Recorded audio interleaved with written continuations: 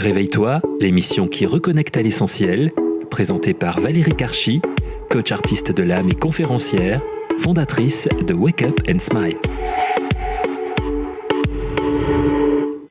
Mes très chers auditeurs, bonjour, je suis ravie de vous retrouver pour un nouvel épisode de votre émission Réveille-toi, qui a pour vocation d'éveiller et de réveiller des dimensions encore insoupçonnées en vous.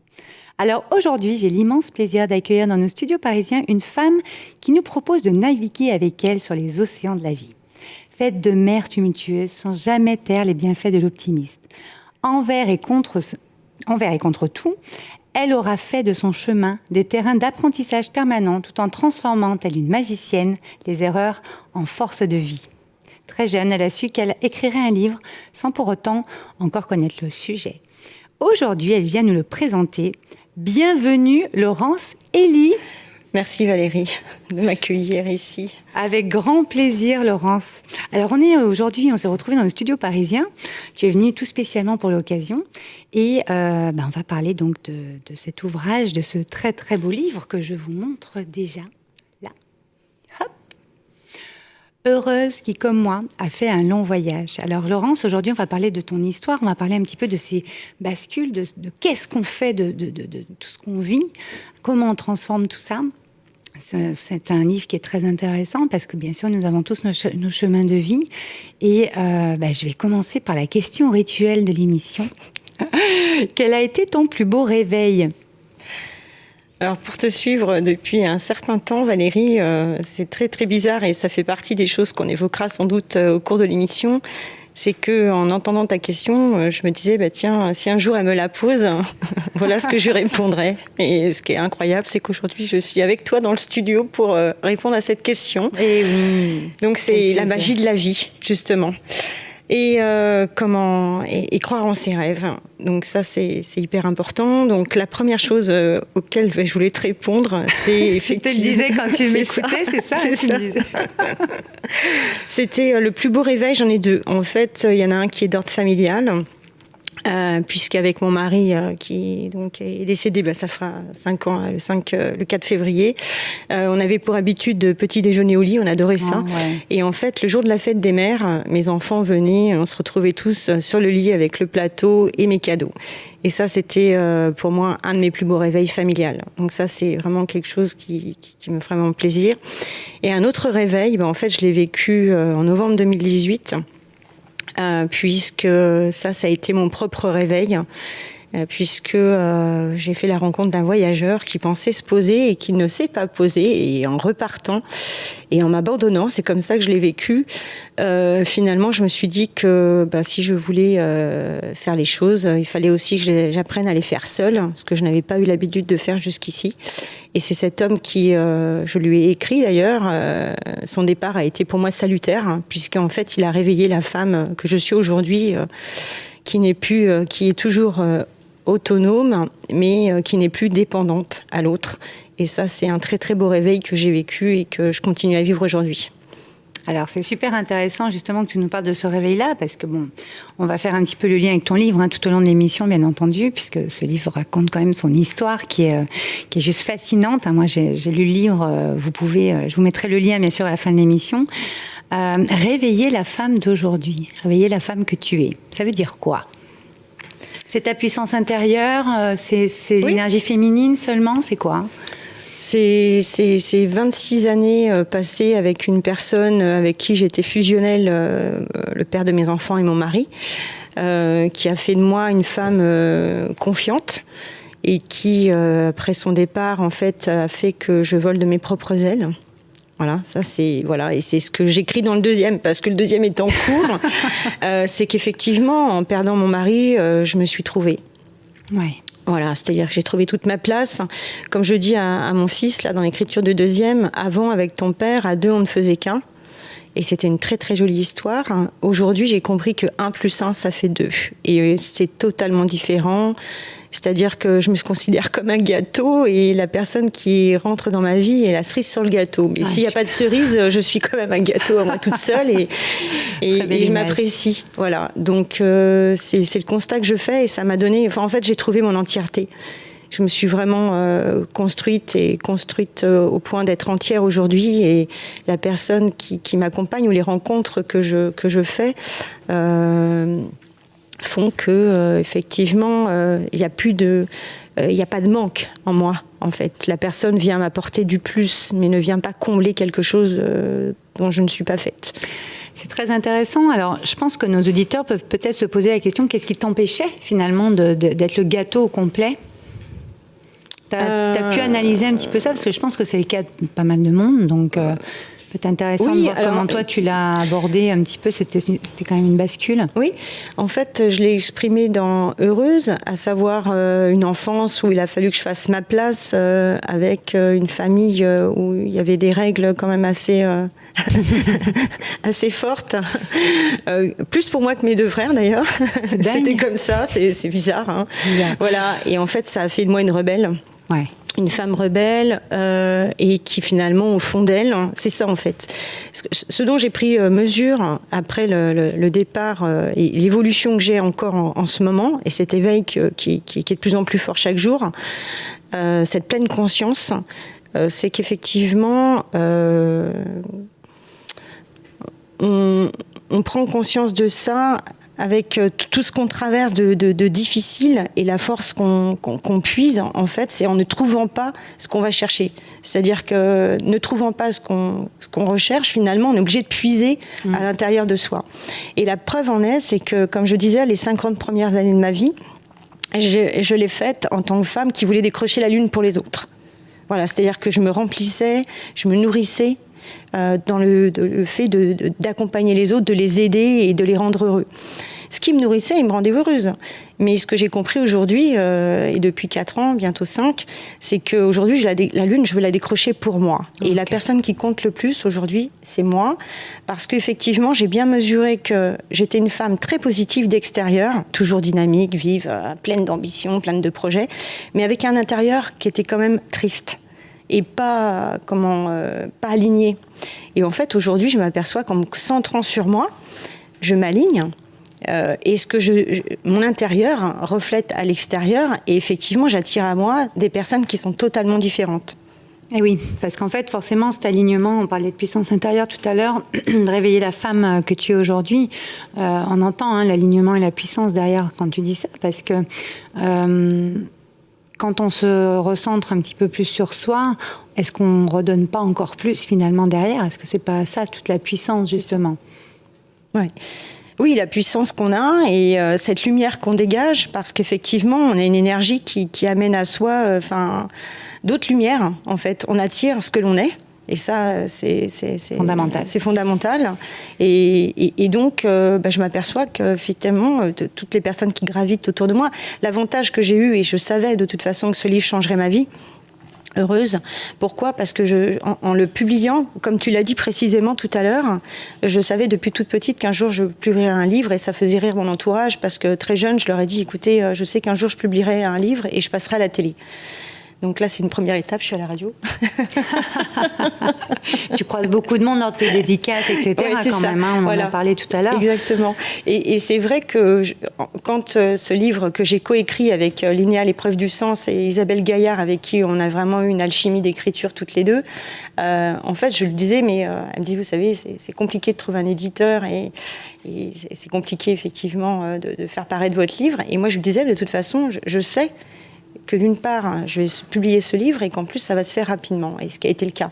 Et ce livre change ma vie. Pourquoi ? Parce que j'évolue dans le développement personnel et je côtoie des gens qui sont des gens en pleine conscience, éveillés, ou en tout cas sur le point de l'être, et qui ont à cœur de vouloir évoluer et être vraiment alignés avec ce qu'ils sont vraiment. L'éveil dont tu parles, être éveillé, c'est quoi pour toi ? Être éveillé, c'est prendre conscience de tous les cadeaux que la vie nous met sur notre route, alors que des fois, on a tendance à pas les voir. C'est ça. Et moi, j'ai cette chance-là. C'est que malgré toutes les expériences douloureuses que j'ai pu traverser, il y a une chose qui, pour moi, a toujours été au cœur, et maintenant, je prends la mesure de ce qui m'a porté jusqu'ici, c'est le cœur et l'amour. Et en fait, j'ai toujours été cette femme qui mettait l'humain au cœur de tout, et qui suis une femme authentique, sans filtre, Ça m'a valu effectivement, très clairement, c'est soit on me déteste, soit on m'adore. Oui, mais au moins tu es qui tu es et chacun fait ses choix. Et c'est vrai que jusque-là, c'était pas forcément évident et j'avais plutôt envie d'être dans un moule et être comme tout le monde. Mais aujourd'hui, je prends vraiment conscience que justement, ce qui m'a mené jusqu'ici, ce qui m'a fait supporter et endurer, parce qu'il y a eu des moments très très durs, et puis la perte de mon mari, ça a été effectivement un événement. Mais encore une fois, je suis pleine de gratitude et je suis jamais dans le regret des choses. Je suis plutôt dans le remerciement de ce que j'ai pu vivre. Et c'est vrai que je pourrais pleurer mon mari tous les jours, mais c'est pas la route que je me suis donnée. En fait, je me dis, au moins, j'ai eu la chance de, pendant 26 ans, rencontrer l'amour et le vivre. Et je sais qu'en plus, je suis encore une femme heureuse et je le serai à nouveau et encore plus. Et c'est ce que je dis dans une écriture d'hier, c'est « hier était beau, mais demain sera encore plus beau ». Enfin, je veux dire, chaque jour, il y a une évolution encore plus lumineuse pour moi. Non, c'est très beau. C'est vrai que l'éveil, là, quand on t'entend parler, on ressent vraiment la puissance transformatrice, finalement. C'est-à-dire que plus on est éveillé, est-ce que quand on est vraiment éveillé de plus en plus, c'est notre évolution, normalement, c'est mieux, est-ce que ça permet pas de transformer quand même plus facilement, de voir des choses qu'on ne voyait pas avant, ou des choses... C'est quoi? Changeant de perspective, de dimension? Qu'est-ce que tu en penses? En fait, tu parles de bascule dans le livre, oui, à un moment donné. Donc j'ai envie de rejoindre là-dessus aussi. Est-ce qu'on ne bascule pas quand on s'éveille suffisamment ou pas? Après, il faut être vigilant à cette bascule, parce qu'effectivement, il y a l'éveil, on peut effectivement... Enfin, l'idée, c'est d'être connecté à quelque chose que je côtoie aujourd'hui, mais que je ne sais pas expliquer. Être en lumière et ressentir des choses. L'intuition que j'ai depuis toute petite, en fait, au travers de l'écriture et même dans ce que je vis aujourd'hui, me fait vraiment prendre conscience que suivre son intuition, sa petite voix, chacun l'appelle comme il veut, c'est hyper important. Et puis, il faut rester ancré, oui. Parce qu'effectivement, pas être non plus, comme je dis, décrocher la lune, oui, avoir la tête dans les étoiles, oui. Mais je reste quand même quelqu'un qui, effectivement, a des projets bien ancrés et sait où elle va. Voilà, c'est pas non plus partir dans tous les sens. Donc c'est une certaine ouverture d'esprit, oui, finalement, une connexion, on peut l'appeler de différentes façons, et ça mène à une bascule. La bascule, tu la définis comment ? La bascule, en fait, c'est vraiment chaque jour se réveiller en disant merci déjà de pouvoir être ce matin réveillé. Donc c'est déjà se réveiller, une bascule, voilà, d'accord. Ça. On passe de l'éveil, de s'éveiller à se réveiller. C'est ça. Ça me fait penser à quelque chose. Ah oui, tiens, wake up and smile, tiens, c'est ça. C'est très intéressant. C'est ça, en fait. Wake up and smile, oui, on travaille vraiment. Après, on peut même pousser plus loin, c'est ce que je disais il n'y a pas très longtemps, c'est est-ce que l'éveil, c'est vraiment le vrai réveil, ou est-ce qu'on dort, on est éveillé, quelle est la période, en fait, dans laquelle on est le plus éveillé ? Ça c'est à méditer. Vrai, à méditer. Est-ce que finalement l'éveil tel qu'on le voit nous n'est pas fiction et le sommeil réalité? Je ne sais pas. C'est très sympa, très belle approche. Donc cette bascule, on va en parler un petit peu de cette bascule dont tu nous parles dans le livre. Moi j'aimerais que tu nous la racontes, cette bascule.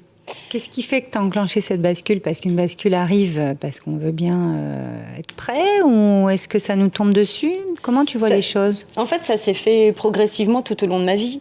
En fait, moi, je sais que ça n'a pas été quelque chose de brutal. Ça a été quelque chose de vraiment qui s'est préparé au fil de ma vie, au travers des expériences que j'ai vécues.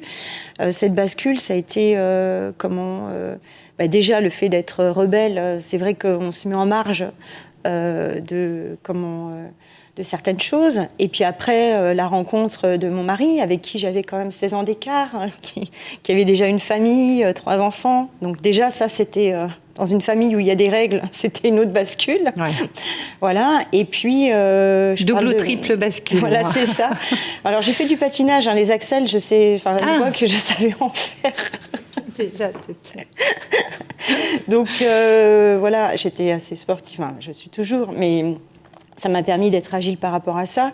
Et puis, la métamorphose de 2 personnes, puisqu'effectivement,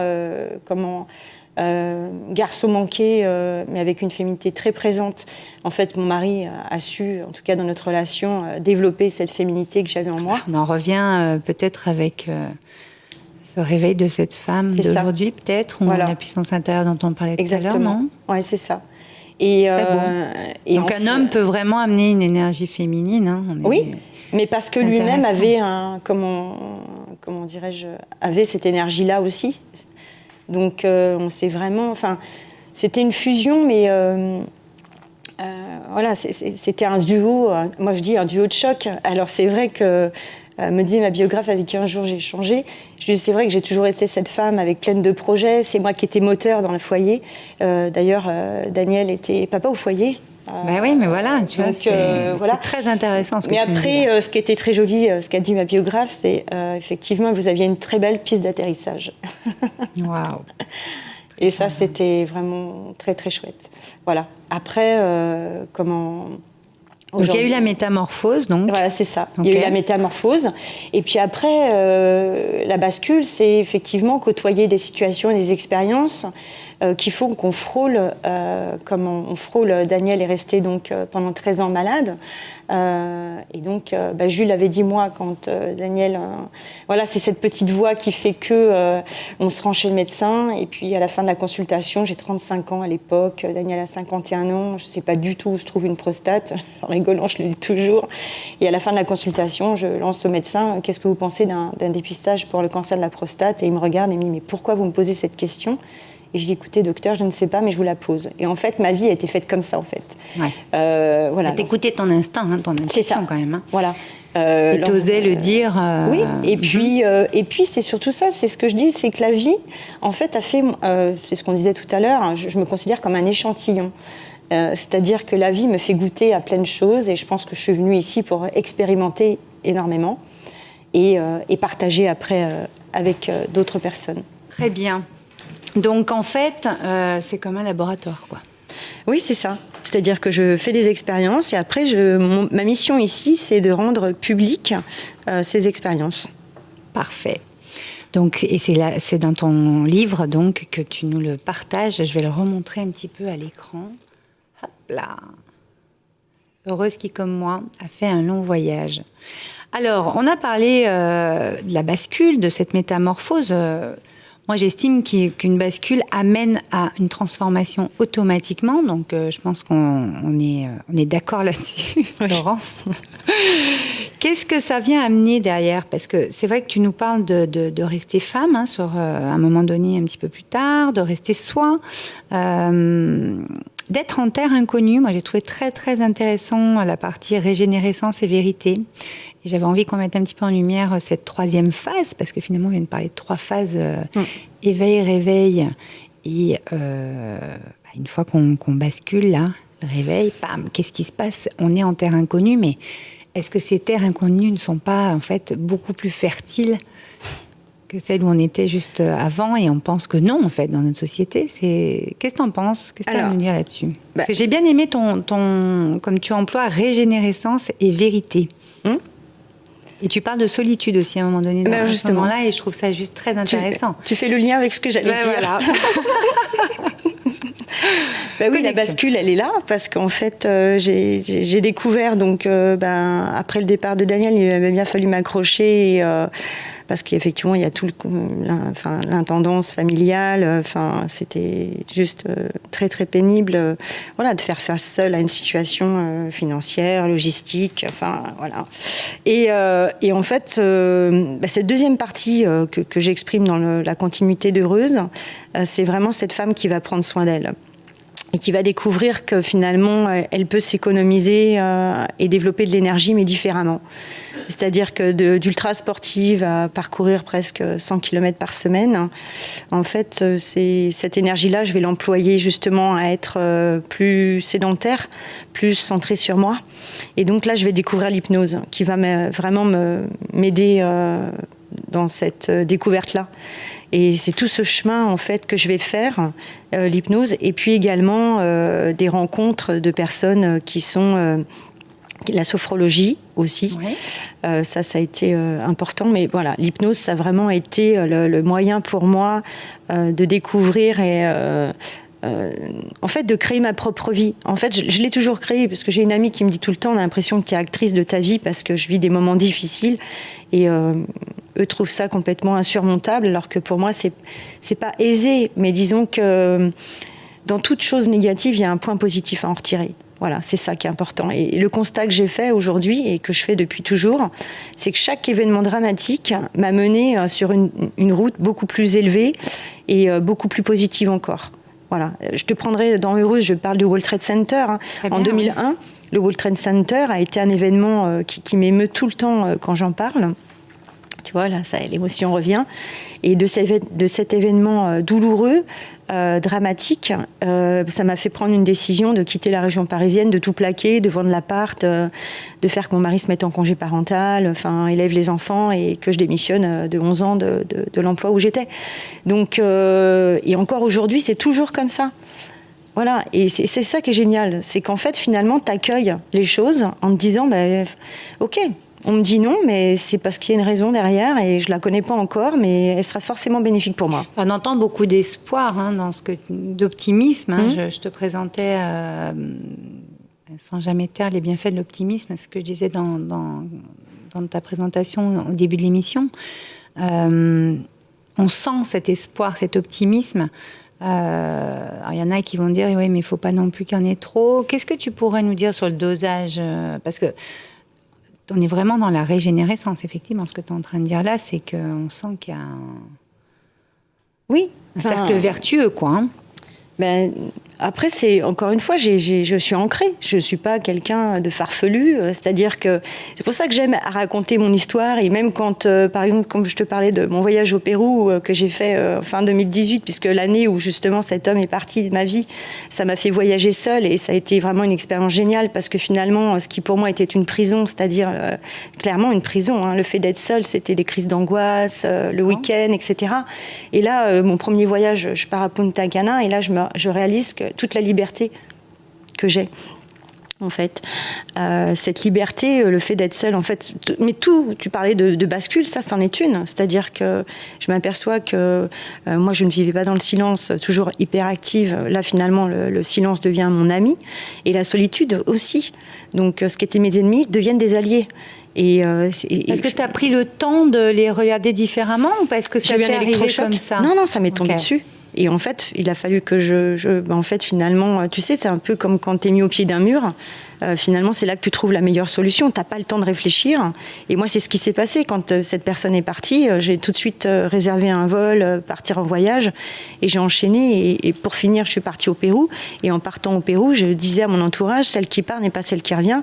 Et le fait est que aujourd'hui, c'est ça qui est génial, c'est que les mots qui sortent de ma bouche ou que j'écris sur du papier deviennent réalité. Donc c'est magique. C'est magique. C'est magique. Très bien, Laurence. Écoute, c'est vrai que la solitude, c'était important qu'on en parle parce que je pense qu'on est vraiment dans sa vérité à ce moment-là. Et c'est important de vraiment prendre conscience, être en pleine conscience que notre vérité se trouve dans la solitude, dans le silence, et que c'est des passages, finalement. Alors moi, je vais te poser une autre question, un petit peu rituelle aussi. On l'a abordé, mais j'aimerais quand même que tu me fasses une réponse focus. Comment as-tu réveillé ta puissance intérieure? Qu'est-ce que tu as ressenti quand ta puissance intérieure... Parce que c'est un ressenti pour moi, la puissance intérieure. C'est très dur à expliquer, mais je sais que tu vas trouver les mots. Tu vois, comment, quand elle s'est réveillée, là, comment tu as pu la réveiller? Bon, ça, on en a parlé, mais quand elle s'est réveillée, puis elle est par strates, qu'est-ce que tu as ressenti? Moi, les mots qui viennent... sans prétention aucune, non, mais je me suis sentie vraiment... puissante, mais comme une princesse, en fait, j'ose tout. En fait, c'est ça. C'est qu'en fait, une fois qu'on est arrivé là, j'ai aussi lu et écouté Conversation avec Dieu de Neil Donald Walsch qui m'a énormément aidée justement à lever justement les cadenas qu'il pouvait y avoir encore, les petits verrous qu'il y avait encore. C'est qu'il n'y a pas de bien dans la vie, il n'y a pas de bien, il n'y a pas de mal. Tant qu'on est en amour avec soi, on peut tout s'autoriser. Et aussi bienveillant avec l'autre et envers l'autre. Ça, c'est très important. Et en fait, cette puissance-là, en fait, aujourd'hui, elle est nos limites. Oui, parce qu'en fait, elle vient te nourrir toi et elle vient nourrir l'autre, finalement. Parce que du moment que tu vas te nourrir toi, c'est ça le mot puissance. C'est que ça vient en fait nourrir les autres. C'est ça. C'est la lumière dont tu parlais tout à l'heure peut-être. Oui, tout à fait. Le rayonnement, c'est-à-dire que comment on sent effectivement, oui, que comme je l'écris dans le 2e, et c'est ce qui se passe là pour finir l'année, c'est que je me sens consacrée, couronnée, je me sens victorieuse de toutes ces épreuves passées pour arriver aujourd'hui à une puissance et la foi. C'est ça en fait, c'est surtout, c'est ce que je disais d'ailleurs, j'ai pas lu la Bible, mais ce sont ces expériences qui m'ont donné la foi. C'est pas la Bible, c'est vraiment ce que j'ai vécu, ce que j'ai traversé, et ça date pas des années lumière, mais en tout cas ça met en lumière. Très intéressant. Alors on va faire le mot de la fin, puis on présentera un petit peu ton actualité. Je mettrai bien sûr le lien de ton livre. Heureuse qui comme moi a fait un long chemin. Voyage, voilà. Donc, le mot de la fin. Est-ce que tu pourrais nous donner un conseil pour garder le smile ? Se faire confiance. C'est croire en la vie. Alors, c'est facile à dire, hein, croire en la vie, garder le smile.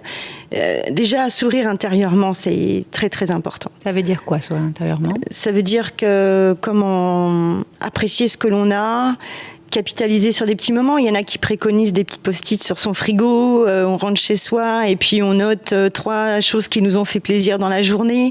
Et franchement, c'est quelque chose d'hyper important. Ou se mettre une photo de quelqu'un qu'on apprécie, ou revivre un moment qu'on a vécu qui nous a fait plaisir.